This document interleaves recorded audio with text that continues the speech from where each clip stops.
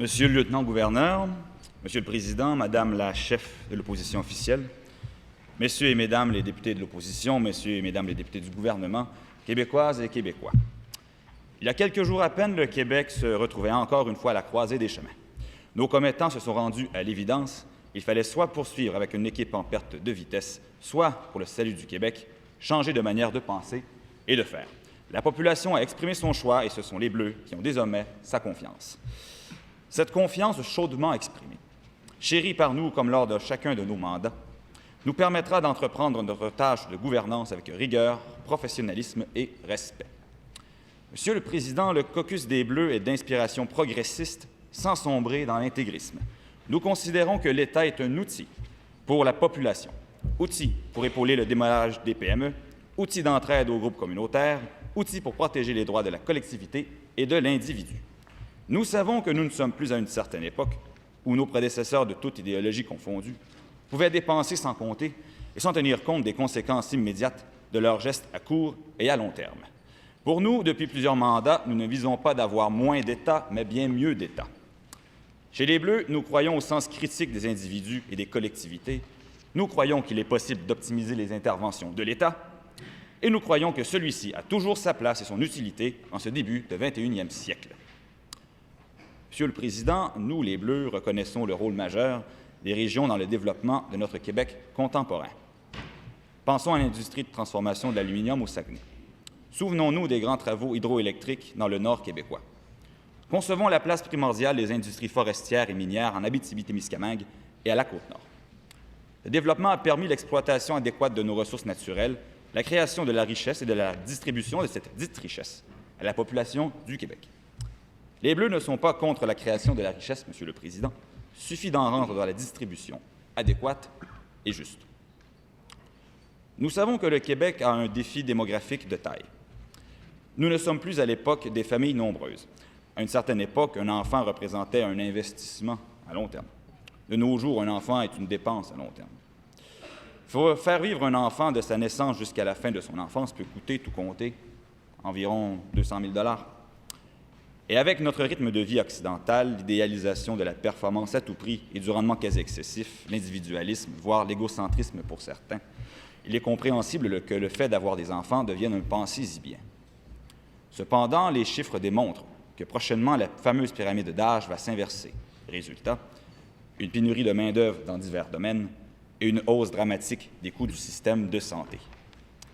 Pour atténuer cette lente dégradation, nous nous devons de trouver des solutions.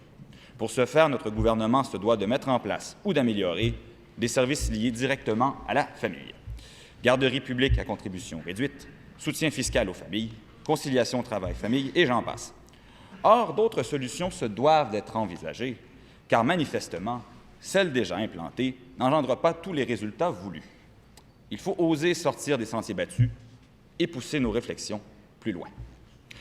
Le Québec a besoin de projets mobilisateurs, de ceux qui permettent d'attaquer de front plusieurs problèmes simultanément, de ceux qui peuvent authentiquement faire une différence dans notre manière de vivre. Dans quel domaine nous nous devons de placer nos billes afin de favoriser au maximum le développement du Québec? Chez les Bleus, nous croyons fermement que c'est en investissant en éducation que les plus grands bénéfices sont réalisables. Monsieur le Président, le gouvernement des Bleus, à travers les ans, s'est constamment soucié de l'éducation. Nous avons fait franchir au Québec plusieurs jalons au fil de nos mandats, que l'on pense par exemple à l'encadrement de l'éducation à domicile, ainsi qu'à la récente abolition des commissions scolaires. Nous allons, durant ce mandat, franchir, tous ensemble, un autre pas. Nous allons proposer au Québec un projet inspirant, séduisant. Monsieur le Président, c'est pour nous une immense fierté d'annoncer que d'ici 2 ans, la gratuité scolaire au niveau universitaire sera une réalité pour le peuple québécois.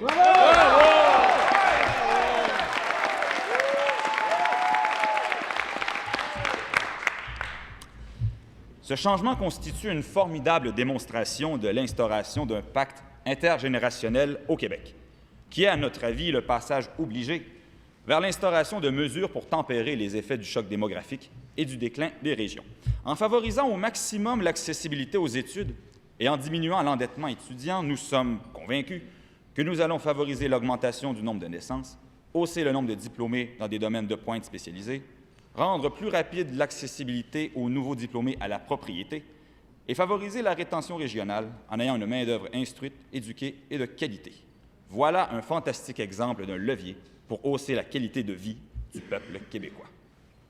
Sur ce, passons maintenant en revue le menu législatif que nous allons aborder. Monsieur le Président, le souci de l'environnement demeure chez les Bleus un de nos piliers. Sans relâche, lors de nos derniers mandats, nous avons proposé des interventions concrètes et pratiques pour que l'on tende au Québec à freiner la dégradation de l'environnement. Après avoir contrôlé la possession des lacs et rivières par les intérêts privés, après avoir réformé notre fiscalité pour favoriser l'utilisation de voitures hybrides sur notre territoire, il est plus qu'opportun de poser une autre pierre blanche sur le chemin du développement durable. N'importe quel scientifique le moindrement sérieux et consciencieux l'affirme, pour le salut de la biosphère, il est minuit moins une, et celle-ci n'a que faire de nos vœux de bonnes et heureuses années. Monsieur le Président, pour aller encore plus loin dans notre volonté de favoriser le développement durable et dans celle de stimuler la recherche de solutions créatives pour relever le défi de réduction des gaz à effet de serre, le gouvernement bleu va créer à notre échelle et pour notre juridiction un véritable marché vert qui permettra aux entreprises de participer à la lutte au changement climatique tout en y gagnant au change. À cette fin, la loi sur le marché vert du Québec fixe des objectifs annuels de réduction de gaz à effet de serre pour des entreprises et services gouvernementaux œuvrant dans des secteurs précis qui sont sous notre juridiction. Et afin de se conformer aux objectifs, les entreprises visées pourront soit miser sur leur propre réduction, soit se procurer des certificats de réduction sur leur marché d'échange expressément créé. Finalement, la création de l'autorité des marchés verts permettra la gestion du marché d'échange avec tous les pouvoirs de régulation et de contrôle nécessaires. Monsieur le Président, plusieurs diront que ces nouvelles obligations vont pénaliser indûment les entreprises québécoises. Bien au contraire, notre but n'est pas de nuire aux échanges commerciaux, mais bien de créer une nouvelle sorte d'échange, de créer un nouveau marché qui favorisera et récompensera l'innovation et la créativité. Par ce projet, nous lançons un message très clair au gouvernement fédéral. Le Québec fera sa part pour réduire ses émissions de gaz à effet de serre, que ce soit avec lui ou sans lui. Le Québec prend sa place, prend toute la place. En matière de lutte au changement climatique, nous serons maîtres chez nous. Bravo!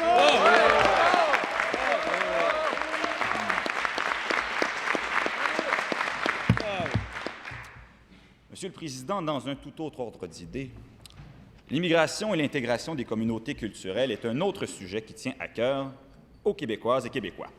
La mosaïque québécoise s'enrichit, se nourrit de ces nouveaux arrivants qui se doivent d'intégrer dans leur mode de vie, à un rythme que nous ne pouvons soupçonner, la somme des conventions, formelles ou tacites, qui modèlent le Québec. Dès leur arrivée, les vicissitudes de la vie estompent les rêves d'origine, la réalité les rattrape et le constat se tire. Ici, la vie est différente qu'ailleurs.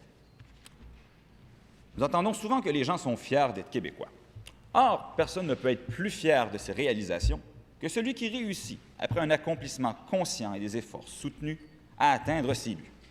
Si le Québécois a des raisons d'être fier de son peuple d'origine, à plus forte raison, l'immigrant a des raisons d'être fier de son peuple d'adoption. Le Québec doit se sentir privilégié de voir des dizaines de milliers de personnes qui, annuellement, décident de quitter leur milieu de vie pour se joindre au nôtre. Monsieur le Président, en politique d'immigration, une grande latitude est laissée à ce qui convient d'appeler le pouvoir discrétionnaire du gouvernement et du fonctionnariat.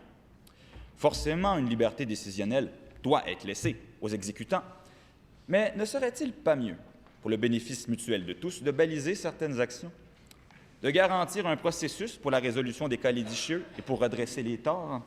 Et enfin, ne serait-il pas mieux que certains pans de la politique d'immigration québécoise soient débattus en Chambre par les représentants du peuple, au lieu d'être décrétés par règlement par le Conseil exécutif sans débat ni consultation, comme c'est le cas à l'heure actuelle?